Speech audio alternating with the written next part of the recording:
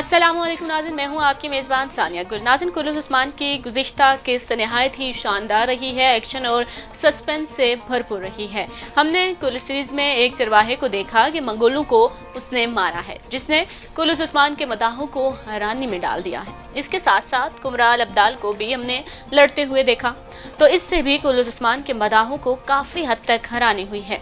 जैसा कि हमने पुराने किरदारों का खात्मा और नए किरदारों की एंट्री के हवाले से आपको बताया था, लेकिन यहाँ पर पुराने किरदारों की ही दोबारा एंट्री करवाई गई है और वो पुराने किरदार रोगतोस की तरह हैं।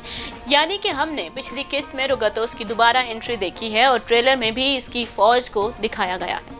जैसा कि हमने आपको बताया था कि उस्मान बे नकोला का खात्मा नहीं करेगा और नकोला और उस्मान बे का आपस में इत्तेहाद हो जाएगा, तो अब आपको बताएं कि उस्मान बे और नकोला का इत्तेहाद होने जा रहा है।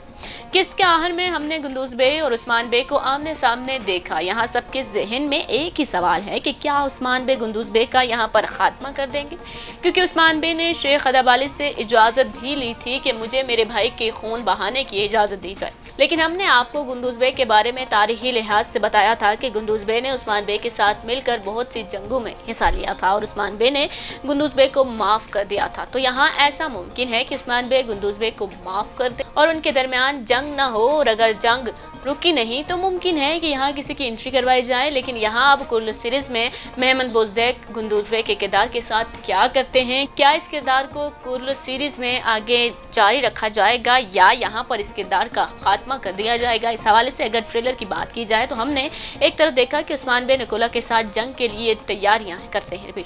इसके अलावा अगर ट्रेलर की बात की जाए तो हमने एक तरफ देखा कि उस्मान बे नकोला के साथ जंग के लिए तैयारी करते हुए देखे हैं, तो दूसरी ही जानिब हमने गेहातों को भी जंग के लिए तैयारी करते हुए देखा। तो उस्मान बे की गेहातों के साथ जंग तो मुतवक्के है, लेकिन क्या नकोला के साथ भी उस्मान बे की जंग होगी? और जैसा कि हमने आपको बताया था कि नकोला उस्मान बे का इत्तेहादी बन जाएगा। इसके साथ साथ एनागोल के किले की बात की जाए तो एनागोल का किला, उसकी फतह उस्मान बे का एक बहुत बड़ा ख्वाब है और एनागोल का किला तारीखी लिहाज से भी बहुत ही अहमियत रखता है और उस्मान बे ने भी एनागोल किले के करीब एक बाज़तीनी इलाके को फतह किया था। तो ऐसा लगता है कि बहुत जल्द उस्मान बे एनागोल किले को भी फतह कर लेंगे। लेकिन ये बात भी तय है कि एनागोल किले को फतह करने के लिए उस्मान बे को बहुत बड़ी ताकत की ज़रूरत होगी और एनागोल किले की फतह कुछ अहम तारीखी किरदारों की एंट्री के बगैर मुमकिन नहीं हो सकेगी।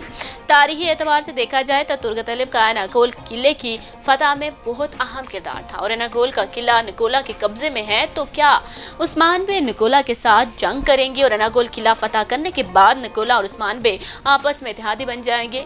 ये सब हम आने वाले एक साथ में ही देख सकेंगे। इसके साथ साथ हमने गेहातू खान की जानिब से सुना कि रगून खान हमें बुरूद भेजेगा, लेकिन यहाँ पर ऐसा मुमकिन है कि जो बुरूद उर्गान खान गेहातू खान को भेजेगा वो उस्मान बे अपने कब्जे में ले और इस सारे मालूमात का उस्मान बे को कैसे इल्म होगा? तो आपको बताएं कि मुमकिन है कि सफ़ेद दाढ़ी वाले ही होंगे जो उस्मान बे तक ये सारी मालूमात पहुँचाएंगे। अगर गेहातू के साथ साथ उस्मान बे की जंग और उस्मान बे की ताकत की बात की जाए तो उस्मान बे के लिए रोगतोस भी फौज लेकर आएगा और नकोला के साथ इत्तेहाद के बाद वो भी इस जंग में उस्मान बे का साथ देगा। तो ऐसे में उस्मान बे गेहातू के खिलाफ जंग में हमें काफ़ी ताकतवर नजर आएंगे और इसके साथ साथ ये भी मुमकिन है कि यहाँ गेहातों के साथ जंग में जालिब अरसलान की एंट्री करवाई जाए, क्योंकि जैसा कि हमने आपको अपनी गुज़िश्ता वीडियोस में बताया था कि जालिब अरसलान के मुतालिक के जब इस किरदार का खात्मा किया गया था तो जालिब अरसलान ने कहा था कि मैं मंगोलों के खिलाफ फौज तैयार करने जा रहा हूँ।